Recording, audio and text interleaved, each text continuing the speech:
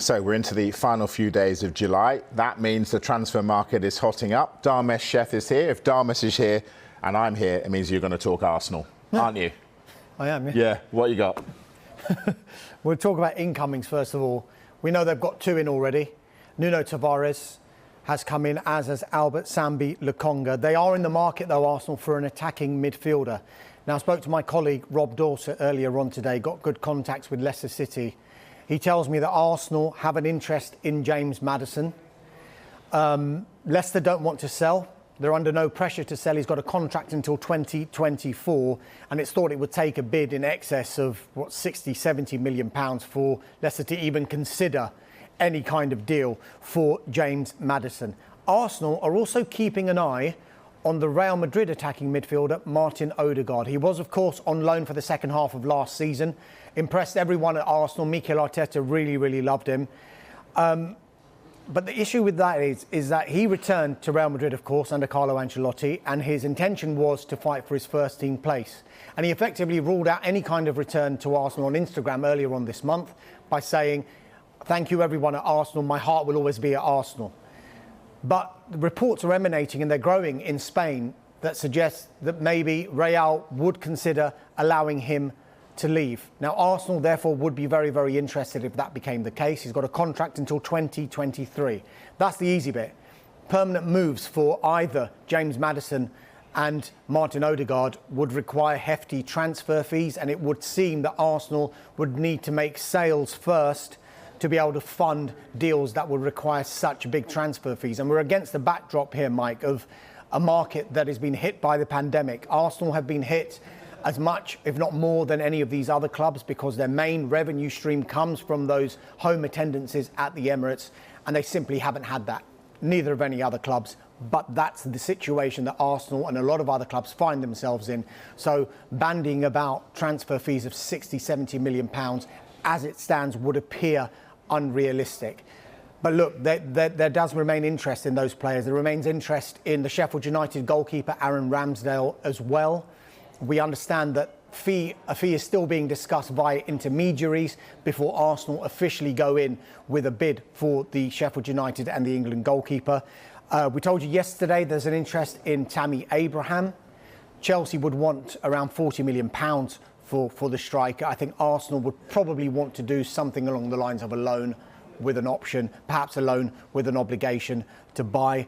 Ben White, that one is on the verge of happening. That should be finalised in the next few days, his £50 million move from Brighton to Arsenal. So Arsenal have been busy. We think they will continue to be busy as well. Dharmesh, I'm racking my brains to understand why James Maddison would leave a club who are knocking on the door of the top four to go to Arsenal who aren't. Is that really a goer? Well, we can only go by what we've heard in that Arsenal are interested. Now, thereafter, it would come down to, yes, what you're saying. They're in the European competition. Arsenal can't offer that. But let's not forget, this is Arsenal as well. Arsenal are a big football club, and I think Mikel Arteta is trying to build something for the future. And you're seeing by the signings that he's making, Lukonga, Tavares, two players for the future. Ben White just emerged in the England squad reckoning. So I think Arteta is trying to build, and I think they're trying to show their ambition as well. They've been a little bit hamstrung in the last few years when they haven't been able to qualify for the Champions League, and also when they've had recruitment processes whereby they've spent big money and they're having to pay off that big money in the forthcoming seasons. And I think what Arsenal are trying to do now, let's try and build our squad whereby let's get the players we don't want in this squad out, free up the squad space, free up the wages, and let's bring in the players that we do want.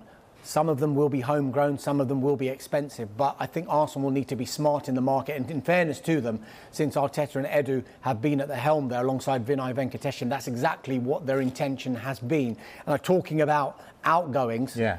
This is who's where going to get offloaded? Yeah, this is where they need to start making moves, because these other deals that they want to go into might just be pipe dreams if they can't get these high earners and getting transfer fees. Granit Xhaka, we've been talking about him for the last 6 weeks, it seems. Arsenal to Roma, still not done. We thought that one would be done very, very quickly. They're still talking, but there still seems to be a gap in the valuation. Hector Bellerin, he is another one. I'm told today that his agent was in Milan last week trying to finalise a deal for that player to move from Arsenal to Inter Milan. It seems that Inter want to do a loan, Arsenal want to sell for the reasons that I've been talking about, or at least a loan with an obligation. Bellerin's contract is up in 2023. There are no noises from either party, from Arsenal or Bellerin, to extend that stay. So this summer's transfer window, this represents the optimum time for Arsenal to maximise the fee that they could get for Hector Bellerin. Newcastle United, we heard from their manager, Steve Bruce, they're still working on trying to get Joe Willock from Arsenal to Newcastle. He was there on loan and performed so well towards the back end of last season. It's little wonder Newcastle want to bring him in, but they're not going to wait the whole window. So there's going to have to be negotiations done there. Mikel Arteta has said, as it stands, he is part of our plans. But I think behind the scenes, they would be listening to offers for Joe Willock and to try and get some form of transfer fee in for him so that they can fund other targets. Arsenal also open to allowing the likes of Alexandre Lacazette and Eddie Nketiah to leave. They've entered the final year of their contract. It could be a case where they might have to take a hit on one of them, because if they can't offload them, they'll have to see out their contract and they'll leave for free next summer. But if the right deal does come along, Lacazette and Nketiah could free up wages, could free up squad space, for example, a player like Tammy Abraham to come to the Emirates. Now, Arsenal would consider also selling Ainsley Maitland-Niles and Reece Nelson once again if the right offers do come along.